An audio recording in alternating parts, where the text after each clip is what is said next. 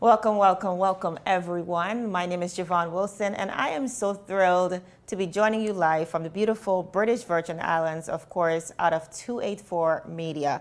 And tonight, viewers, is really all about royalty. I mean, it really doesn't get any better than this. I know you all can recall October 17th.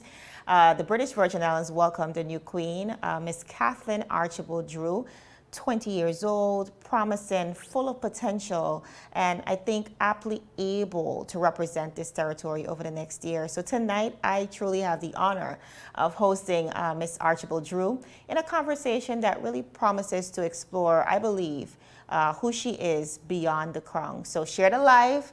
We're going to get straight into the conversation right after this commercial break. So stick with us. You value traditions. Jovan. You value music. You value education. Family. I love you. Service. Thank you. You're welcome. Love. Life. At Popular, we're committed to you and everything our community values. For the things you value the most, count on us. Popular.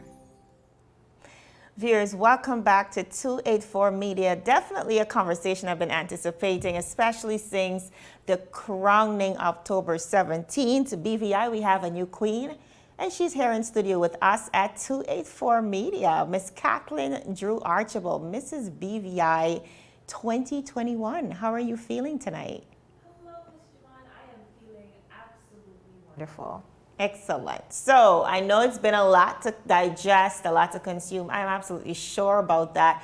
But before we get into, the gist of things, let's just double back to the crowning moment. You're standing there, you're waiting on the announcement.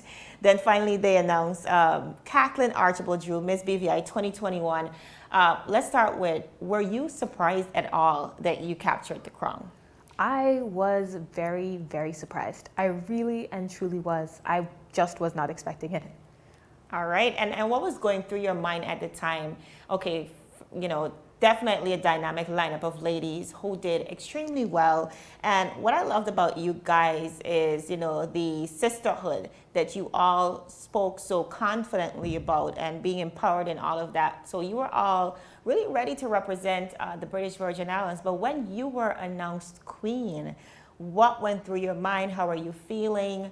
What was that like for you? I was so in shock. It is a joke at this point with my friends and my family. They're like, "You didn't move." I'm like, "I know." I was so stunned. Yes. I am still processing. Yeah. I am elated though, and I was elated. It was just all of the happy things that I could ever feel wrapped up into one moment. Yeah, I do recall our former queen, Miss Bria Smith, who I interviewed alongside you guys a couple of weeks ago. Her remembering when I asked her, the best moment, it really was for her, the crowning moment. So I can understand that excitement and just being capsuled into that moment. So definitely a new experience for you, Kathlyn. I know that you were literally thrown into the boxing ring. When I say that, I mean the pageant industry. No experience, nothing. I want to get into the journey. How interesting was that journey for you from the time that you decided to run to being crowned? What was that like? The journey was both, I would say it's equal parts difficult and fun. Mm-hmm. Every step of the way, I have had amazing support from when I first got my shoes and started walking in them in December to when I called up my chaperone, Daryl, in March to ask him if he would be my chaperone. At that point, I didn't even know the term chaperone yet. I was like, I just need help. Yes, can you help me please, Daryl? Can you help me please? And he was like, I got you. Yes. And then I was able to meet my wonderful team, my walking coach, Miss Angie. Yes. She helped me a lot, especially because I didn't have that poise down yet in my shoes. Yes. And just getting to work with all these wonderful people, Yeah. Miss Stephanie, my speech coach, just everything that was hard, they made a little bit easier. Yeah. And I know you really referenced to even the previous interview the importance of that support team. And we're going to get into that a little bit later on in the program because, you know, they really carry you through the journey. And I know that you are so grateful to them. But, you know, for me and so many others, Kathlyn, there are quite a number of things that stood out about you. But perhaps the most outstanding thing, in my opinion, was two things, I should say. Your intellect, but definitely your personality. And I think when it comes to becoming queen and really selecting a representative for the territory, what's important to the audience, to the residents, to everyone really and truly is how personable she is, how relatable she is. And I think that really sets you apart. So I want to examine a little bit your becoming. What was life like growing up for you? You know, what made you into the personality and the young lady that you are today? That is an excellent question. I would say there were probably four really large factors that really turned me into the person that I am today. One is my family. My parents just poured so much love into me. They always told me, you know, you have one job, that is to be a student. And our job is to give you the roof over your head, the food in your mouth, unconditional love. Yes. There is my extended family, who I feel so intimately connected with all of the time. I know that that is a hallmark of a lot of BVI families, that they're very large. Family. And they really run the gamut personality-wise, experience-wise. So just having guidance from so many different sources. Yes. The next one would be my school. I spent most of my life at Cedar International, and I loved going to school there. It made me love to learn. The third thing would be my church. I am a member of the Rotan Methodist Church, and they just had so many wonderful activities for young people to do. I went to youth fellowship, I went to Sunday school, and it was a really great way for me to be socialized and to learn about how to really present myself in the world, to do my best to be a good Christian and to be kind and to be loving, hopefully like Jesus. Yes, yes. And I love that you reference always. You always give gratitude to the people around you and how framing that was for you. And I think it's a commendable trait, honestly, because it really is testament to the fact, to the old adage, we hear it all the time, it still takes a village. And it really, I think, exemplifies the role that every person has to play into a child becoming who he or she needs to be, right? So good job, Kathlyn. I know subsequently you mentioned school, going to school at Cedar, but then I know subsequently you left following the hurricane. So what was that adjustment like for you, having to leave the territory into new waters, of course, and just transitioning through that period? I would say that it was really very, very, very difficult. I was evacuated a couple of weeks after Hurricane Irma, very, very shortly before Maria hit, and I think about a week after my 16th birthday. My 16th birthday was a hurricane birthday, so that was interesting. But I think what it really showed me is the depths of human kindness, because when I was in Decatur in Georgia. When I got there with a suitcase. I got there with my passport. I got there with a phone that was a little bit waterlogged, so it wasn't working all that hot. Yeah. And that was it. And strangers had heard about what happened with Irma, and they brought me school supplies, and they brought me clothes, and they walked me around to meet my teachers. Yes. That whole experience was it just showed me how kind people anywhere can be, and I really appreciated it. And then, of course, the school was so welcoming. It was amazing. So transitioning from high school here to high school in the U.S., I'm sure that was difficult, like you said. Now, I also recognize, Kathlyn, because I'm going to touch on a little bit of everything today, okay? And I've been stalking you, girl. I mean, I've honestly been following your journey. You know, I can say this now, you know, from the time we spoke, from the time you were revealed, the contestants, that is, I was like, Kathlyn is definitely going to be one to watch. And I don't know if people understood it, but I'm sure they did. But, you know, you are a little bit of everything. And so I've been stalking you a little bit. And I recognize that, like myself, you might be a little social media savvy, which is definitely a good look for any modern day queen, in my opinion. To me, you have to be able to present yourself and brand yourself well, because, social media, we acknowledge it as something that, has its disadvantages, but it is truly a tool if it is used in the right way. So YouTube, you have YouTube going on. Tell me about that platform and how that has been going for you. Yes, ma'am. So I started YouTube I think I uploaded my first video in March of 2020. It was for me, it was a way of keeping my music skills sharp, because for the International Baccalaureate, that's the program that I did at Cedar, they required that you do this big performance in front of a lot of people in order to pass their music component. Wow. And 2 days before the music showcase, ours was canceled because of COVID. Yeah. So I said, let me just upload a song a day until my showcase happens. It didn't get to happen. Yes. But what I found is that the songs were really connecting with people, and I was like, oh my goodness, this is a positive force. I would like to keep with this. So I have been making my cover videos. I also have been tracking my academic journey as I applied to universities, and now I hope to also start tracking my journey as Miss British Virgin Islands 2021. Well, we're looking forward to all of it. We're here for it, okay? So that's good, and of course, not just YouTube, but that trickles down into your other social media handles as well. And again, such a great quality for a modern day queen.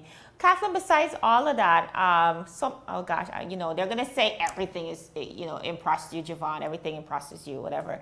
But another thing that stood out to me was, and I mentioned this in our congratulatory story via 284 Media, when you won the crown, a locked beauty capturing the crown. I think that is so significant.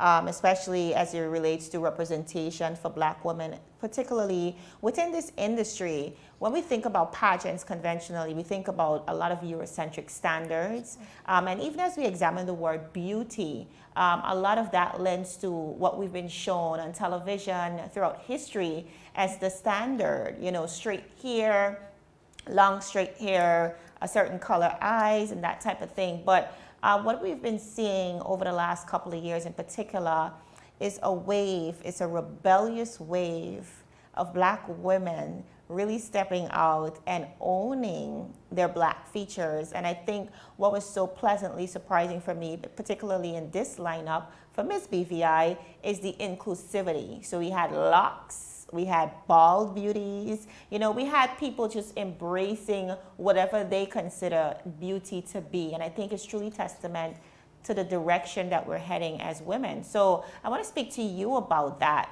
How empowering was that for you as a young Black woman with your beautiful sister locks, stepping out and saying, hey, this stage has space for me and I'm going to own it? How was that experience for you? In the moment, I think it just felt like I could be the truest version of myself. I have had sister locks for almost as long as I can remember. I got them when I was 8 years old. Wow. And I'm learning how to take care of them, and I love them, and they are just so much a part of me. There's a joke that my friend makes that says, you can pick Kathlyn out of a lineup of silhouettes because of the shape that her hair makes. Yes. But then, so true. Trying to put it into the wider context of my life, I think that it was a really big deal for me, because people used to make fun of me for my hair. Yes. I used to get all sorts of things. I remember the biggest two that I would get was mop head and pasta noodles. Those were the two that I would get. Right. So just taking it and owning it and saying, this is my hair, and I think this is beautiful, and I'm putting it out there to attempt to become a beauty queen, and I became Miss BVI. Yes. And a beauty queen according to your own standard. Yes. Yeah, and I love that because, young girls are looking up to us as Black women, and they are looking for representation. They're looking for references. They're looking for somebody that looks like them. I remember when Miss South Africa won Miss Universe, so many young girls coming to the forefront saying, she looks like me, she has hair like me. And I think that is equally the representation that you are owning for the Miss BVI crown. So I really want to applaud not just you, Kathlyn, for stepping out in your fullness and owning it. you know, but also the Miss BVI committee under the leadership of new chairman, Miss Natalie Hodge, for the level of inclusivity we have seen. And I mean, I touched on it prior with the prior interview, but I think it's really like we are maturing as an industry and as a community, and I absolutely love to see it. All right, Kathlyn, so let's get back to territory. You know, we all know that the BVI is at a critical juncture in its history. We just on the cusp of recovering from Hurricanes Irma and Maria. We were caught in a global pandemic that is COVID-19. And now we are facing a very controversial commission of inquiry. And I know when the question came up on pageant night, it was like a wow factor. I mean, I was watching from the Hangover Bar. There were a few watch parties. And everybody was like, whoa. Was that the same sentiment that you share? Were you shocked at all that the COI, being that it's so relevant to what's happening right now, do you think you were surprised that the question came? I would not say that I was surprised at the question, but what I did think was interesting was really the first part of the question. What is it? Yes. I was genuinely surprised by that, because one of the things that I've been thinking about is, as I was working towards Miss BVI, I wanted to make sure I had a good broad base of information. And coming to understand the Commission of Inquiry, it wasn't simple to come to understand. It's difficult to understand. There are a lot of moving pieces that you need to be able to get in your mind, you know? The fact that the United Kingdom is able to launch an inquiry into the affairs of the British Virgin Islands, a lot of people did not know that. I did not know that until it happened. So it was really shocking to me. And the question, what is it? I appreciated it, because I thought it was a good benchmark, especially for me, someone who had been trying to really come to terms and understand it. A good benchmark to test the understanding. Yeah, and of course you did such an incredible job at answering it. And like you, Kathlyn, in trying to figure out what is it, I think 95% of the BVI is still a little confused about what exactly is happening with the COI and how it will begin to affect the BVI, because, you know, positive or negative, it will have some level of effect on the territory. So it's really important.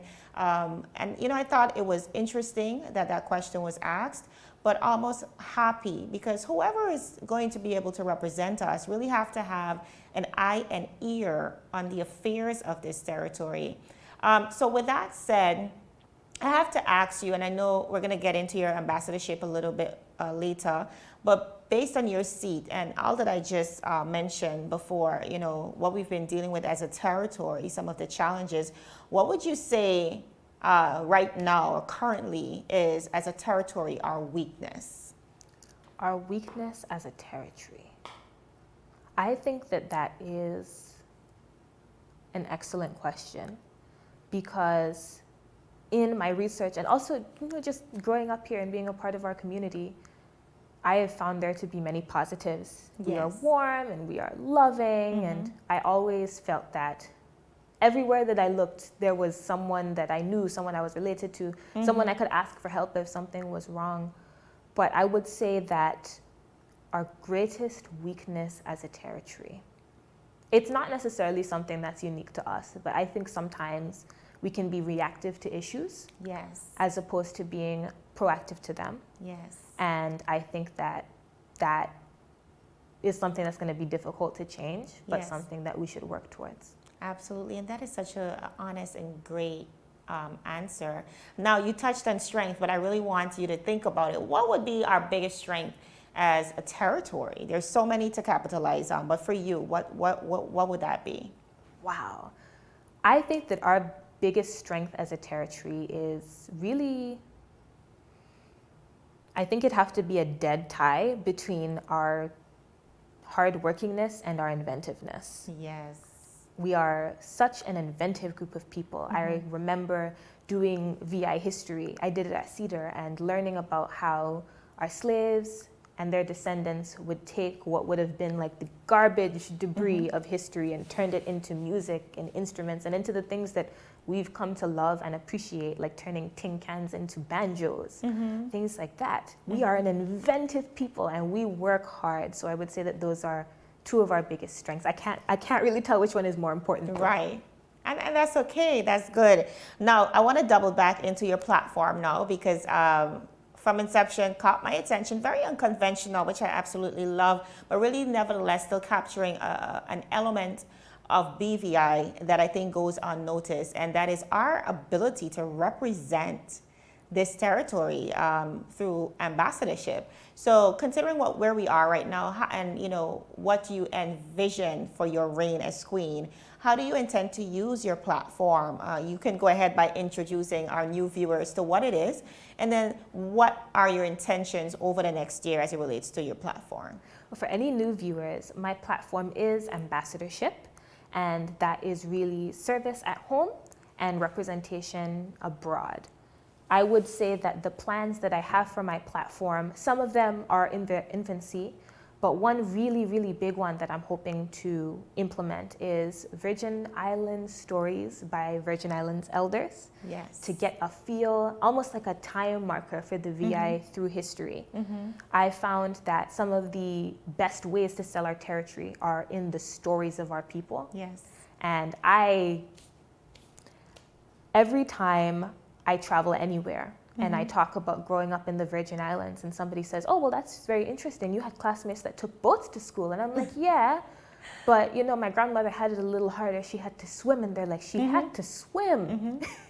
Stories like that, Yes. or people walking miles and miles and miles with their shoes in their hands to put them on at the door so that they wouldn't get scuffed. Yes. Stories like that, I think, sell the Virgin Islands. And I want to get a catalog of those stories to really showcase our inventiveness, our brilliantness, and really the things that make us special, the things like our history and our culture. Yes, and really capturing the journey, because we have graduated in so many regards and mature as a territory in so many ways.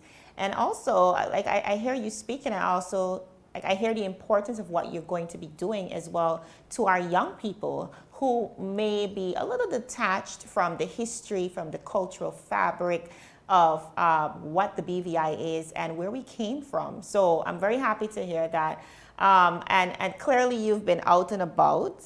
I've been seeing the pictures. You've been out and about since being crowned queen.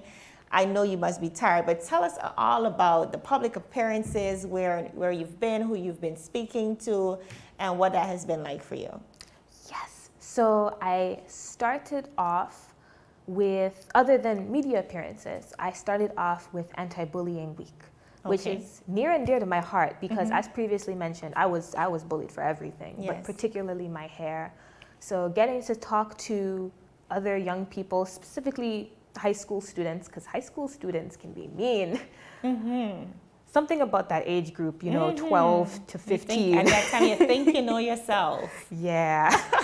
But So you don't. they seem to be really responsive, just putting together a little presentation talking about why bullying is bad, how it can create cycles, making sure to talk to an adult that you trust. Also getting to go to a brunch to bring awareness to the disease, spina bifida. Yes. Because there is a little girl in our community who has that horrible, horrible disease, and just getting to make an appearance there, maybe bring a little bit more awareness, as her family has already been working so hard to do. It's been really enriching for me. Yes, yes. So definitely so much more for you to touch on. I know you're going to have quite a busy year, but I want to, I think, culminate the interview with support. Yes. So many times you've touched on this in gratitude. You definitely had a team of support. And I know that has to be overwhelmingly like a beautiful experience. So what did support mean to you in this journey, Kathlyn? Support, to me, I think is the difference between me being on the podium at all and not even making it out of the first few weeks of training. Because my support team is excellent. There is, of course, my familial support, and they had to put up with a lot, from the changes in my diet to some very early wake-up times as I learned how to do things like everyday makeup, which I'm still learning. It's a process. It's a process. Yes. Working on the lashes. Yes. Also the walking in the house. It's a clickety, clackety, clickety, clackety. You know, everybody can hear it. Then there is the support of my wider family as they hit the social media trail to try and drum up those Yes. points for Miss Popularity. Everybody was putting in a little something. Working. Then there was my Miss BVI team, Yes. my team who has affectionately dubbed themselves the Elite Squad, which, you know, I applaud because Yes. they spoke it into existence and They here it is. did the damn thing. Did it! And they are amazing. It Yeah. is my chaperone, Daryl, Yes. Miss Celine, who is our polisher. Yes. You have Miss Angie, who is my walking coach. You have Miss Stephanie, who is my speech coach. Miss Paloma, my makeup artist. And then my official clothing sponsor, where this jumpsuit came from, the Dressing Room BVI. The dressing room. The dressing room. I love them. They actually got my birthday number from them recently. They have clothes that are cut for black bodies, which I very much Yes. appreciate because sometimes clothes just don't fit. Right. So So that team, amazing. yes. So again, a dynamic team, and I know so many persons for you to say thank you to. But if you had to, in a capsule, who do you want to shout out? Who do you want to thank? I'm sure this will include your sponsors as well, who really carried you through this journey. So there is my team, the Elite Squad. There are my friends and my family who supported me every step of the way. My sponsors, I had a sponsorship campaign this year entitled Matriarchal Money. I wanted to focus on businesses owned and operated and partnered with BVI women. So to my Matriarchal Money donors, Wow. thank you so much. It meant getting my dress and getting everything done, and it meant the world, getting to focus on and highlight these BVI businesses, which over the course of the year I'll be doing on my blog, on my YouTube channel, and hosting a dinner for them. And testament to the fact that the future is female, The okay? future to is all the guys, female. who are watching. But Kathlyn, I am so extremely proud of you, and I think I echo a sentiment that is synonymous to the rest of the BVI. You Ms. spoke Jovan. like a queen, you walked like a queen, you are a queen, and now you're the queen representing this beautiful, beautiful, beautiful Virgin Islands for the next year. So in closing, what do you want to say to anyone as it relates to jumping in the ring without any experience? Definitely something that you embraced, a journey that you were able to fully immerse yourself in and come out victorious. What do you want to say to that person and also wider BVI as we pivot our way forward through these very, I would say, challenging times? The thing that I would say to anybody who would like to throw themselves in the ring is that you never know when your specific skill set, where your talents are going to really help push you over the edge. I am a debater. I love debating. And I think that really helped me with the question and answer, the interview portion, and the public speaking aspects of my run and now my job as Miss British Virgin Islands. Yes.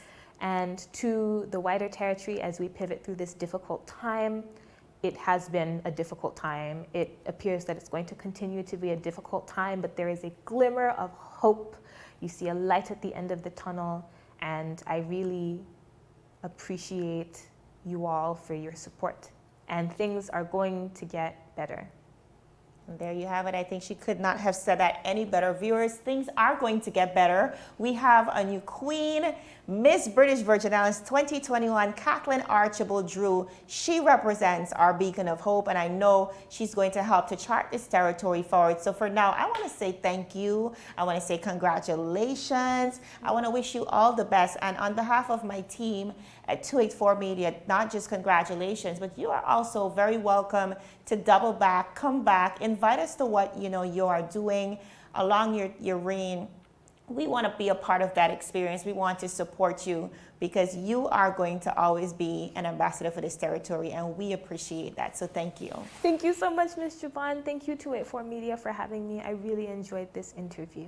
And I'll see you next time. Excellent. Viewers, that was Miss Kathlyn Archibald-Drew, our Miss British Virgin Islands 2021. Well poised, beautiful, articulate in every way, just a beautiful amalgamation of all the qualities that it takes to be queen, and she's going to be a great representative. It was my honor to host her. I told you it was going to be a good one, and of course, we'll keep you informed on this journey. My name is Jovan Wilson, thanking you so much for joining us. Have a good night.